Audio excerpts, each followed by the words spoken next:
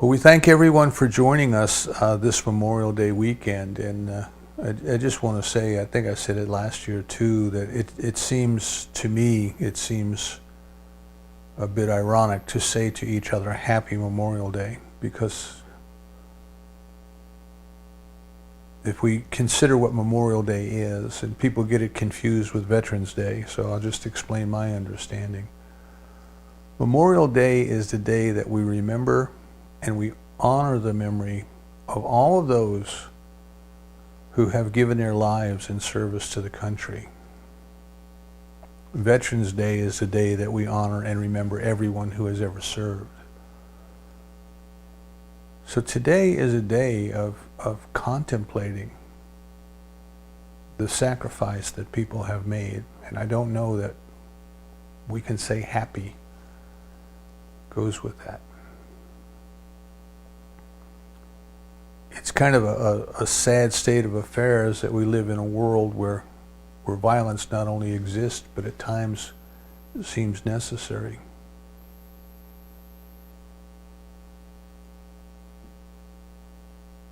But it is, for now, it is.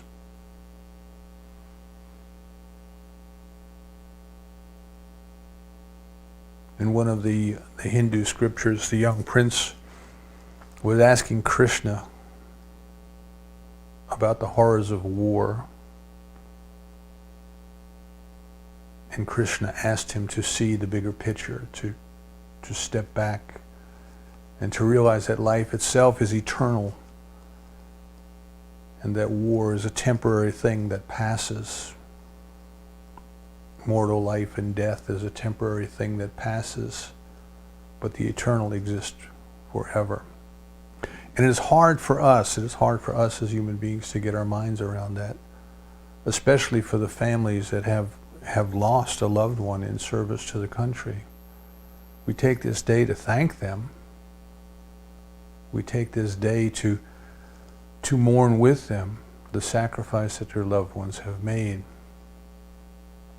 But I don't think we should celebrate war or death.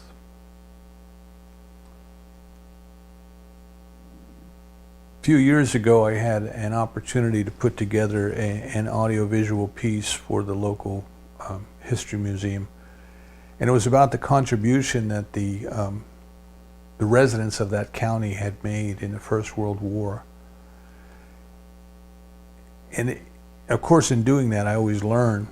And one thing that I never knew, I never knew until I got involved in that project, was that in the 1930s there was a pilgrimage called the Gold Star Mothers Pilgrimage. Now, what had happened, of course, is during the First World War, many of our soldiers died in Europe. And after the war, families were given the option to leave their remains in a cemetery in Europe, or to have them transported to the United States and buried in a national cemetery, or for an additional expense to have them brought home so they could be buried in a family plot. And many families felt that since their loved ones gave their lives defending a foreign soil, that they should be buried in it. And they elected to leave them there, leave the remains there. But by 1930, around that time, there came an awareness in our political consciousness of the country that many of these mothers could not afford to go to Europe to visit the graves of their sons. So Congress enacted legislation, and they approved funds, and they put together what was called the Gold Star Mothers Pilgrimage. And these ladies were treated well. They sailed on ships across the ocean. They were fed well. They were treated well. They were honored well. They were allowed. There was a sightseeing excursion. They could go to the museums in Paris, or some things to kind of lighten the mood. But the crux of the trip was the visit to the cemetery, where each mother was given a bouquet of flowers and led to her son's grave. And it broke my heart looking at the pictures as I was putting together the piece for the museum, to see these women kneeling at their son's grave for the first, for the last, for the only time that they would be able to visit. To me, that's what we're remembering today. We are remembering that sacrifice. We are remembering that sadness. We are remembering and feeling the pain and the suffering of those families. So we truly thank them. We truly thank them for all that they have done to ensure the freedoms that we now enjoy. Now, having said that, it was so easy to get caught up in that moment as I was doing the voiceover, as I was putting the pictures together. It was just so easy to get caught up in that moment. And I think what we have to remember as we go into this now into the spiritual aspect of today is that if we get too caught up in the past, we are stuck in it. We need to remember it. We need to honor it. We need to accept it for what it was. But we don't want to be stuck in it. Now I'm talking about our personal lives here, not just our national, historical, political lives of recreating war over and over and over again. Because I think if there's anything that we want to take away from that, is that it is up to us, to you and I, it is up to all people to put an end to this, to create the consciousness of peace, the peace that passes understanding, the peace that is more than just a cessation of hostilities, the peace that is a way of being. We can use that for our motivation to do that. We can use the memories and the sadness as motivation to do that. Excuse me. But now we come to our personal lives, our spiritual lives, and we come to this idea of an idea. This is kind of like an oxymoron here. An idea of memory. An idea of memory. We have a concept of memory. That's what I'm trying to say. We have a theory of memory. We all have the experience of memory. But what is memory, you see? What is a memory? Dr. Holmes, in the chapter of the textbook on mind, the greatest discovery of mind, he asks us, I love the way he's always asking us to dig deeper, to go deeper, to explore something deeper. You and I, we experience this thing that we call thought. And yet we don't know what thought is. We know what the experience that we call thought is, but we don't know what thought is. We don't know what thinking is. We talk about logical and rational thinking, and it's not too difficult to find people who arrive at completely different conclusions over the same set of events, and they each think that there's no other way to think about this because they arrived at it through what they consider to be logic and reason. And of course each looks at the other and says, well, your logic is faulty. You have no idea what you're talking about. And yet it all takes place within this thing called consciousness, within this thing called thought. And then part of the activity of thought that we have is memory, And memory itself is an amazing thing, I was reading something in the news a couple of weeks ago about actress Marilou Henner. You might remember her from the show Taxi from years and years ago. But they say that she's one of the few people who can remember every detail of every day that they've ever lived, you know. Can you imagine that? Can you imagine every detail of every day that you have ever lived? Totally recall it. See, totally recall it. Now, most of us can't and don't consciously do that. But every detail of every minute of every day that we have ever lived is committed to memory somewhere. So Dr. Holmes says, well, where do our thoughts go? You know, where do they go when they go into memory? You know, is it like your computer? Do you have a hard disk in your brain and it gets filed away? And it's there to recall at any moment, but we don't seem to be able to recall it at any moment. Sometimes we have trouble recalling it at when we want to. You know, somebody says, well, what was the name of, that actor in that movie? Well, and he said, oh gosh, I know that. I know it's on the tip of my tongue. I know it. And we can't seem to get to it, you see. What is that? What is that? Is our hard disk having a read error inside of our brain? What is that? Where is that? You see? To me, this is a fascinating question. It is there. We think it's our memory. We say it's our memory, but is it our memory? You know? Or is it just a memory? Is it in cloud storage somewhere out there in universal mind? Where is it? And why can't we get to it, you know?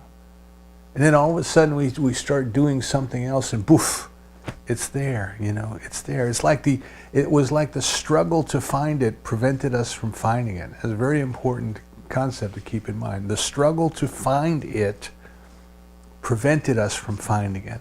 And it was there. It was there all along. And then when we relaxed and we went on to something else, it popped back up. It popped back up. Everything is there.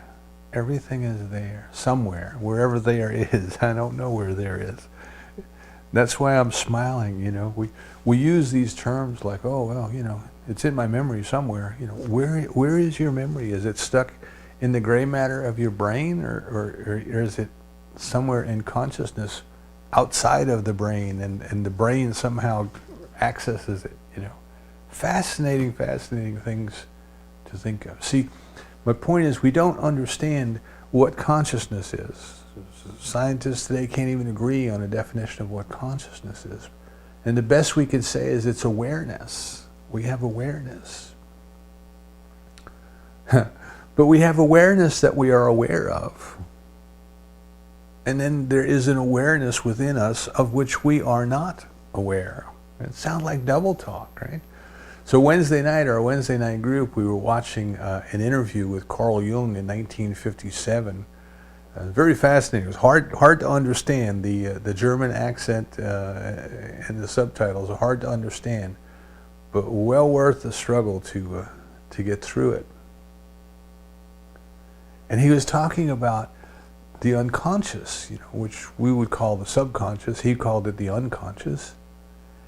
And he says, when people talk about the unconscious, we have to ask them, which unconscious are you talking about? Whose unconscious are you talking about? And he said, there is a personal unconscious. So there is this awareness that is part of the self. He described the self as the total of that which is our personal unconscious, or as they say, we would say personal subconscious, and our ego, which is our conscious awareness of who and what we are, excuse me, and the way things ought to be. But there's this part of us that is aware, it is intelligent, it acts as a personality, it acts as an individual, but the conscious self, the ego, is unaware of it, It's almost like we're two different people, you know, the shadow self. It's almost like we're two different people. There's us, the us that we're familiar with and we can see in the mirror, and when we think of us, That's who we think of. But then there's this other us that operates at a level below awareness. So I liken it to the model we used to use in different training classes of the iceberg, you know. And we say that the tip of the iceberg is only 10% of the iceberg. What you can see sticking out of the water is only 10%. And that is usually likened to your conscious self, you know, what you're aware of. And then you have this whole vast part of self. What is self? With a little s or a big S, self, of which we are unaware. Now, a lot of that is our personal self. But then there's a part of it that Jung started to go into, which he called the collective unconscious, or the universal self. And this is what Dr. Holmes, I believe, called race consciousness. That we have the part of us that is aware, and then we have the part of us that is aware, but we are not aware of what it is aware of. And then we all have a part of us that is connected to everyone and to everything. Now then, where is memory? Where is memory? Doesn't seem to reside in our conscious mind, seems to reside someplace else, and we can somehow access it. Sometimes we access it better than others. People like Marilou Henner can access it better than most people.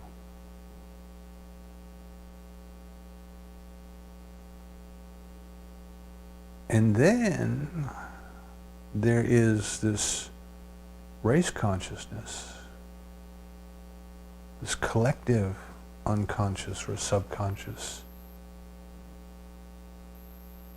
And it seems to be acting upon us as well as our own memory does. Now let me explain that just a little bit. So Dr. Holmes said, where do our thoughts go, you see? And how do they get back to us? And this is what we call memory. But what we start to realize then is that memory is still acting upon us today. And Carl Jung went into this a little bit as well, you know. The way that we think and act and behave today is not only due to the circumstances that we find ourselves in today, but what we learned in the past, you see? What we learned in the past. The opinions, the beliefs, the ideas, the things that we learned in the past, they kind of formulate the way that we are going to behave today.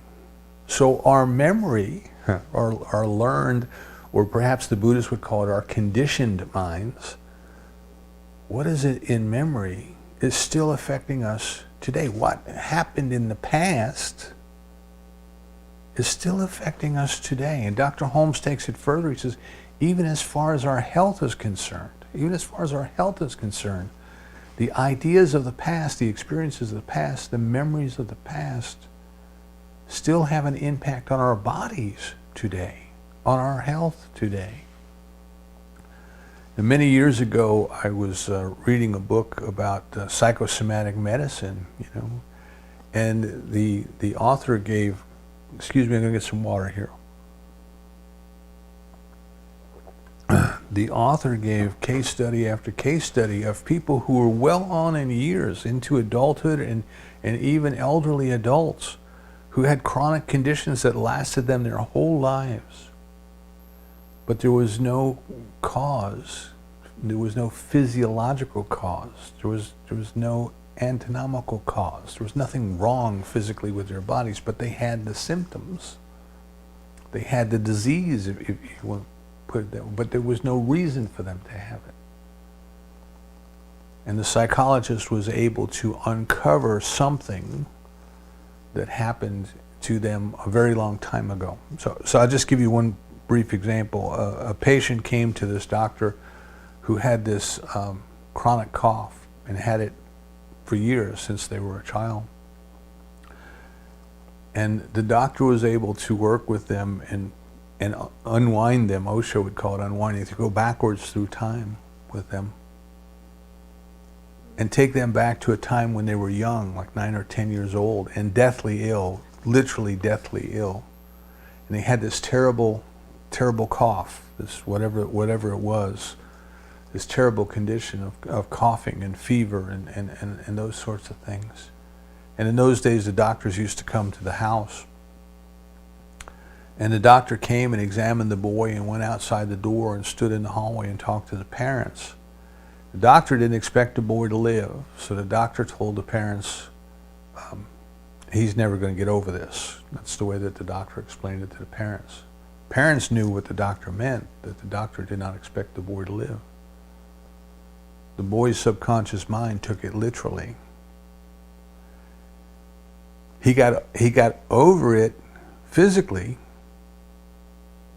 but he believed what he heard the doctor say, that he would never get over the cough. And he kept that cough through his whole life until the psychologist was able to work with him and get him to understand, to see that that's not what the doctor meant, and he did not need to suffer with a cough now for something that happened 50 years prior, and he was cured.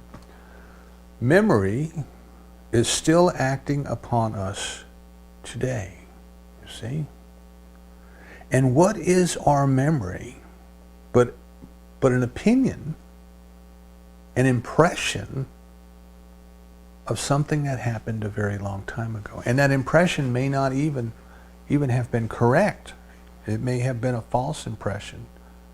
We may have been confused. You've heard the parable that comes to us from the east of the man who went down to the river to wash in the river. And when he put his foot down in the mud, he stepped on a slimy snake, and he came running out of the river with a great fright.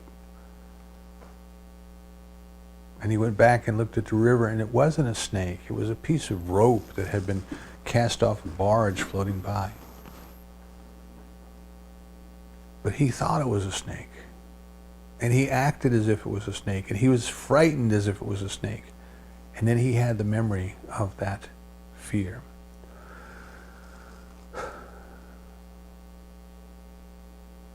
So we need to kind of look at a couple of things, right? The first is that we identify with what we remember. We think we are living that over again, as the man fleeing the piece of rope that was a snake. You know, every time that memory comes up, we can become involved in it. We can become entangled in it, and we can relive the experience. And just as I was saying, when it comes to war and battle and death, we have to change that. You see, we can't just keep honoring it and remembering it and reliving it.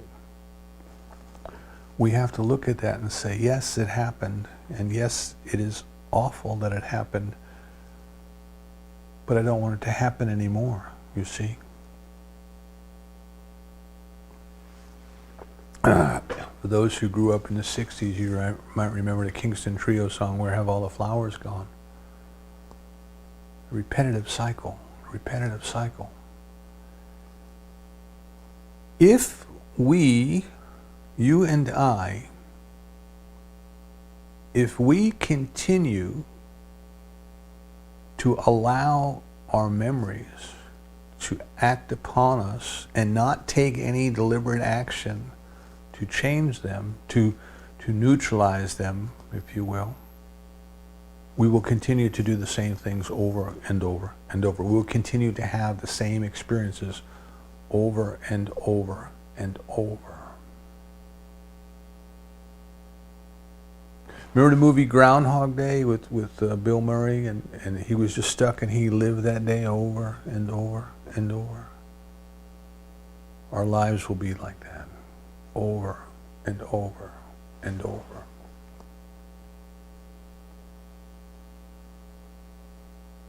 So the first takeaway that we want to have is that we do not want to be stuck in the past. Now sometimes people do that. Sometimes people, they kind of long, nostalgically, they long for the past. Now there's a reason for that we've gone into other times. But by trying to keep everything as it was, people try to create the illusion that everything will remain the same, and it won't. Of course, it will change, and the biggest change that they are trying to avoid awareness of is death. I mean, our mind is incredible. Our thoughts are incredible. We can look back at the past. We call it memories. We can project forward at the future, and we can call it imagination. But sometimes people don't want to face the future. They don't want to think about the future. The hell they know is okay. They can exist.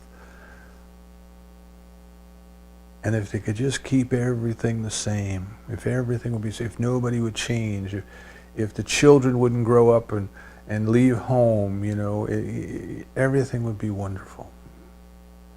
And they try to nostalgically recreate that past over and over and over again. And of course we can't do that, you know. We create the illusion.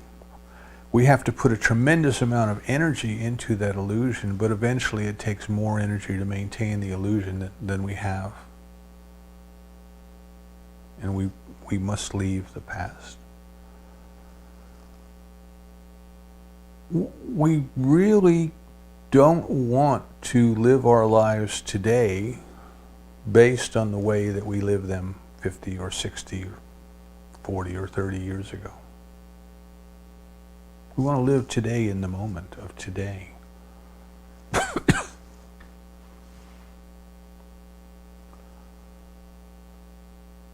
Now, if we take this to a different level, we take this, if you remember the model from Carl Jung, we were talking about the ego, the conscious self, the unconscious self, and the collective unconscious.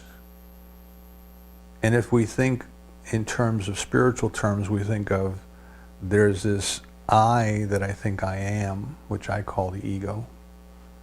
Then there is this part of me that is below my level of awareness, which is the personal unconsciousness. But then there is the divine, you see. Then there is the divine. Now we talk in meditation, we talk about getting unentangled or disentangled. I don't know what the proper word might be, right? But not becoming entangled with our conscious thoughts. So we learn how to meditate, we learn how to sit, and we learn how to just let thoughts come and let thoughts go, and realize that we don't have to act upon them. They come, they go, they come, they go, that's it, you know. You heard the analogy like clouds floating across the sky. We can get to a deeper level. We can get to a deeper level in mindfulness. We can get to become aware of the things that are going on below our level of conscious awareness, but are also having an impact on us. And then we can realize that we don't have to be victims to those impulses. We don't have to become entangled with those either.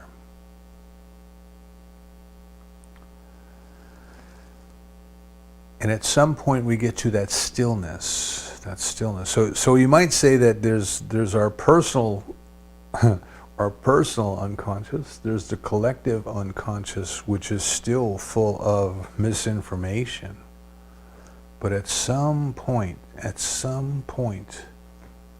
we get to the stillness, to the isness, to the I amness, to the suchness, right? Think about what the mystics are telling us.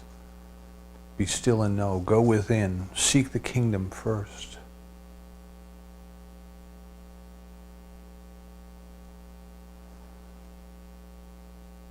What we see, what we think, what we experience with the conscious mind is not necessarily the way things are. We may think everything's a snake when it's not.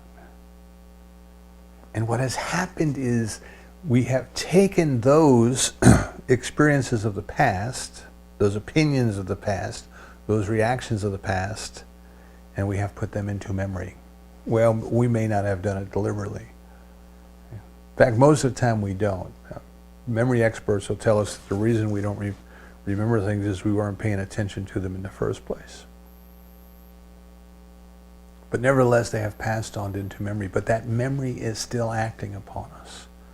And then there is the race consciousness, the collective memory that is acting upon us. This is important to remember. A lot of times people will say, well, how come I got such and such a disease? I wasn't thinking about getting that disease.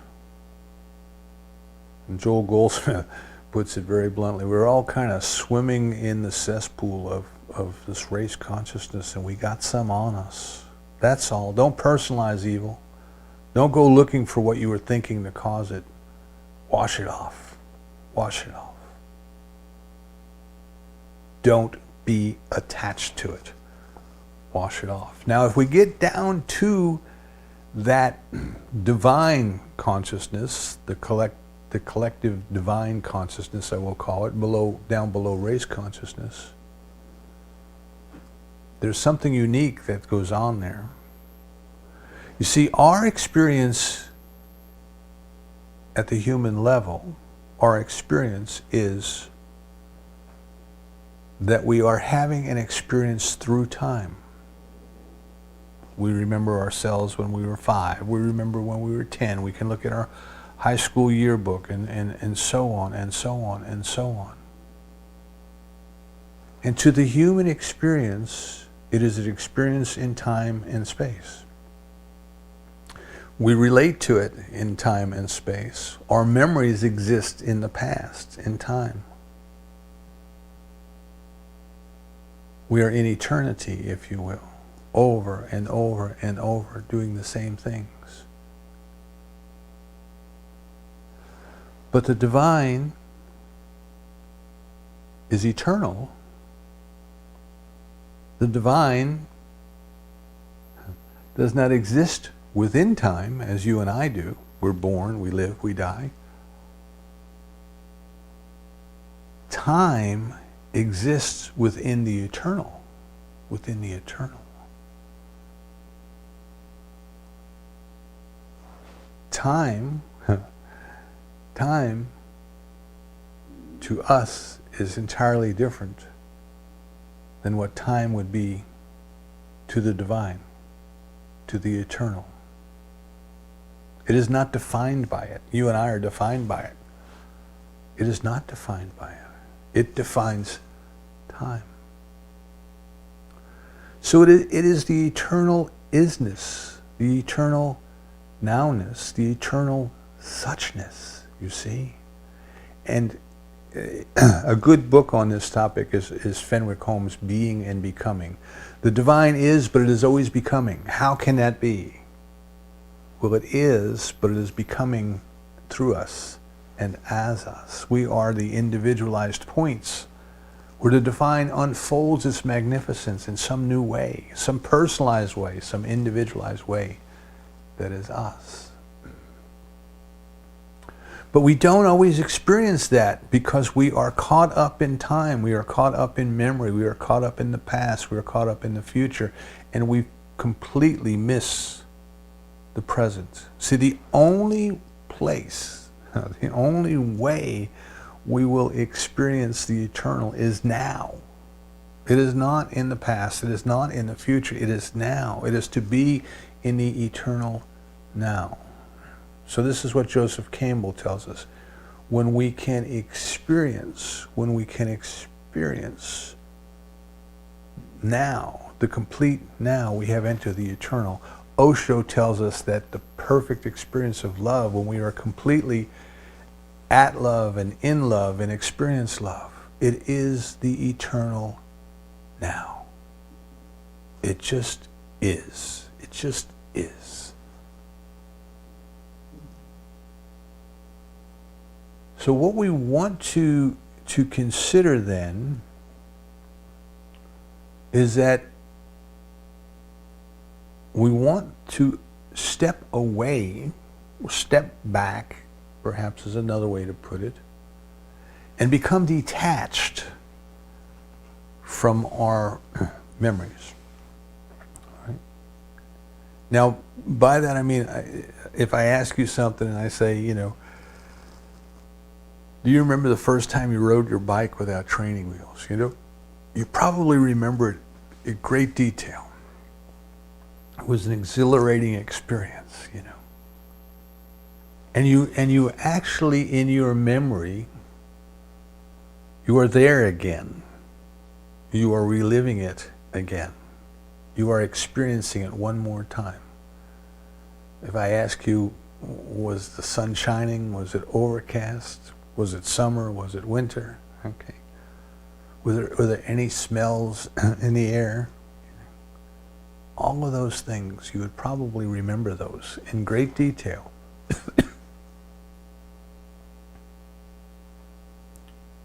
You're involved. You're involved. You're reliving it. It is as if you are there again. Now, to be an observer, to be detached, is to see it, to have all the facts about it, but not be caught up in it. Not be caught up in it. It's like studying history. You know, you can go back and read something that happened in the Middle Ages, and it's a historical fact. At least it's presented to you as a historical fact in whatever book you're reading. But you weren't there. You're not caught up in it. You know, at least you don't remember being there. Maybe you were. I don't know.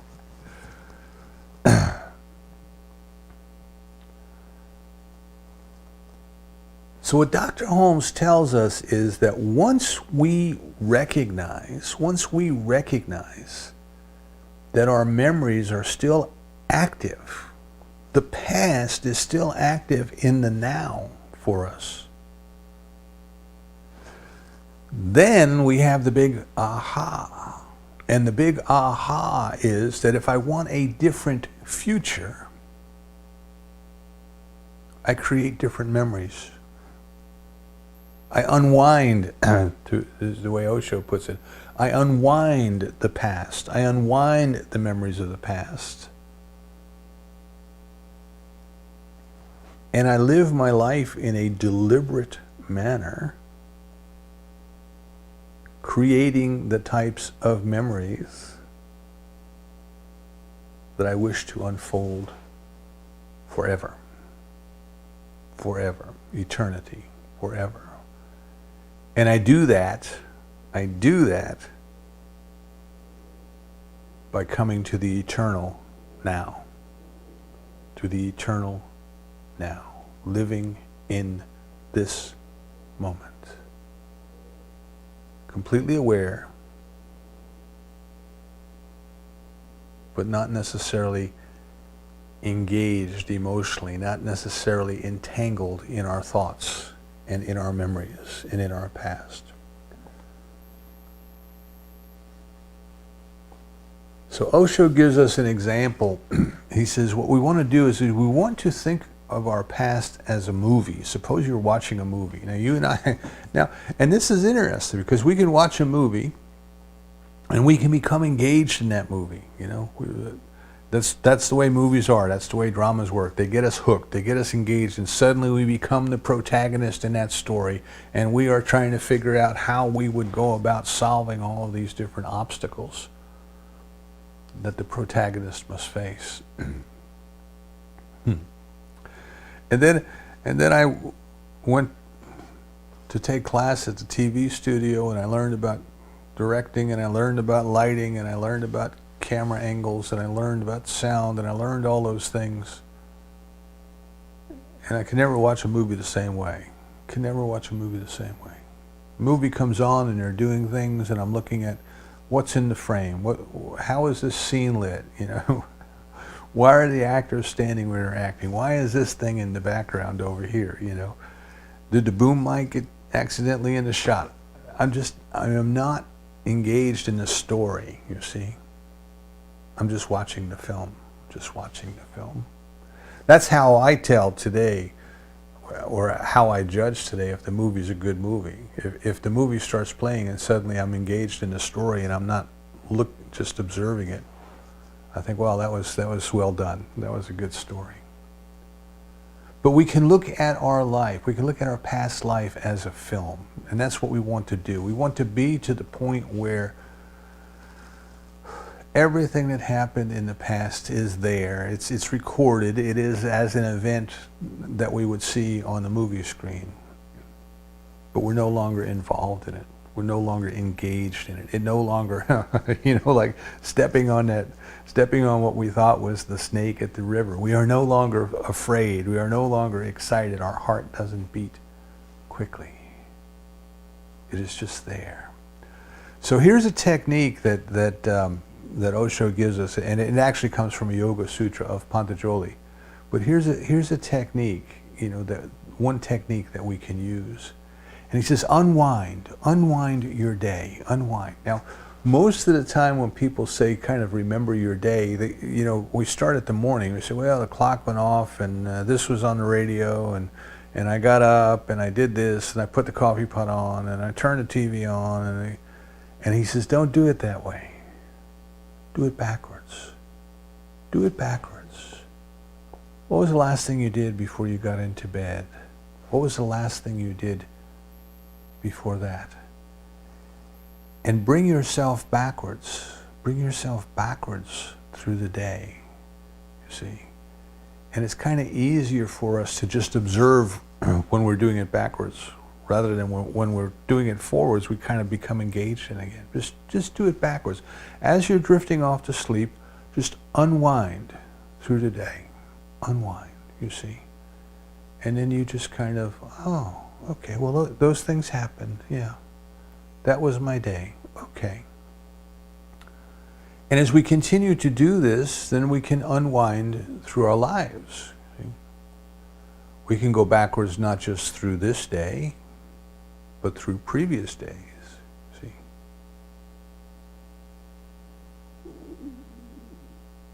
And this is my thoughts on this, is that when we unwind all of that stuff that's in memory, that we're still attached to, that we're still identified with, I think that's the word he uses, identification, right?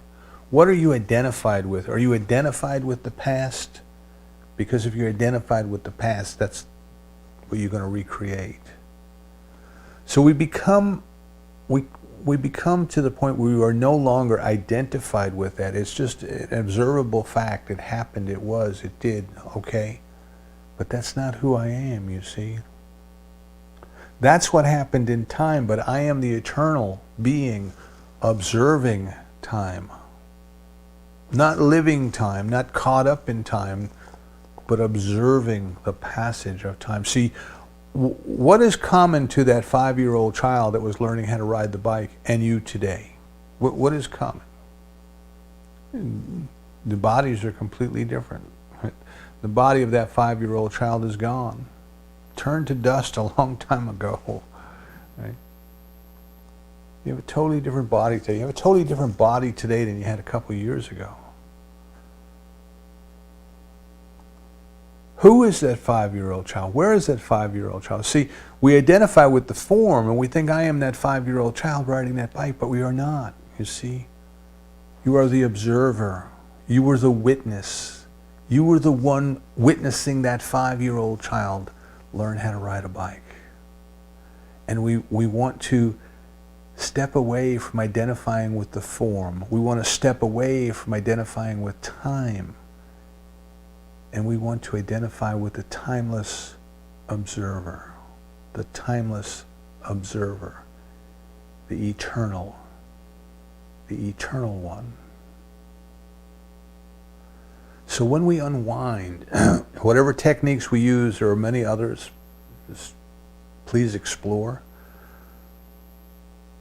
But when we start to unwind, when we start to let go of our attachments to the past, when we start to let go of our attachments to the idea that the future needs to be like the past, when we let go of the idea that the present can be no other way because of the past, when we let go of all of those things, we start to live every day in the moment, in the full conscious awareness of the now, right? So what is it that we are moving towards?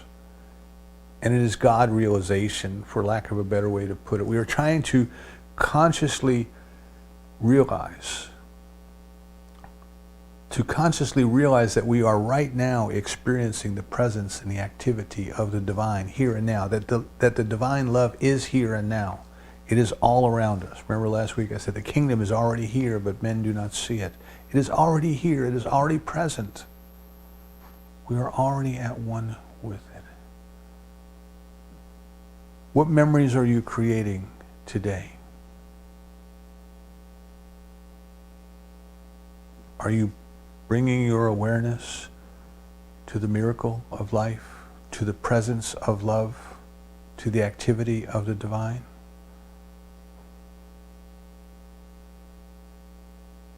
I love the quote from Rumi. It says, "Why are you worrying? Think of the one that created the thought. Who beats your heart? Who moves your lungs? Who tells the food you eat to become muscle or skin or eyes?" Contemplate the magnificence in the moment of our connectedness with all of life, down below the ego, down below the personal unconscious, down below the collective unconscious, down below, until you get to the divine. So what we want to remember, if we want to remember everything, is we don't want to remember so much the past as it happened as we had the experience of going through time, but we want to remember our way back to the garden, back to the timelessness, back to the truth that has always been with us, the eternal here, the eternal now. If we flip back to that movie Groundhog Day, you remember Bill Murray was stuck in the same day, and when he first realized that he was stuck in the same day, he started to have fun with it because he knew what was going to happen, and he could have fun with that. See, and we do that. You and I do that. We live our lives and we start to figure out what's going to happen. I've been there, done that. I've seen this before, and I can get good at it. But he got bored with that after a while. And he started to become interested in growth, learning new languages and things like that, as I recall. And it was then that he broke out of the rut. It was then that he was no longer stuck in the past. But it was then that he created a new future for himself. Our growth is remembering the ultimate truth, the eternal.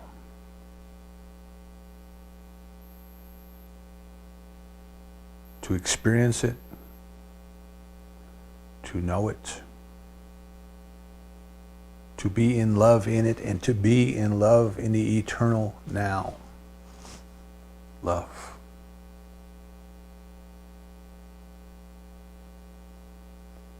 We have a choice. We have freedom of will. We have volition. We have a choice.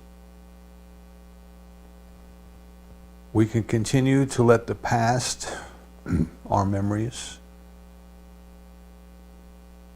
act out upon us now, or we can unwind them. We can release them, we can let them go, and we can create new memories. Memories of love, memories of peace, memories of oneness with the divine. We can enter the eternal now, and then let time play out in us, not as us. And so it is. Alrighty then, Reverend Laurie has picked out a treatment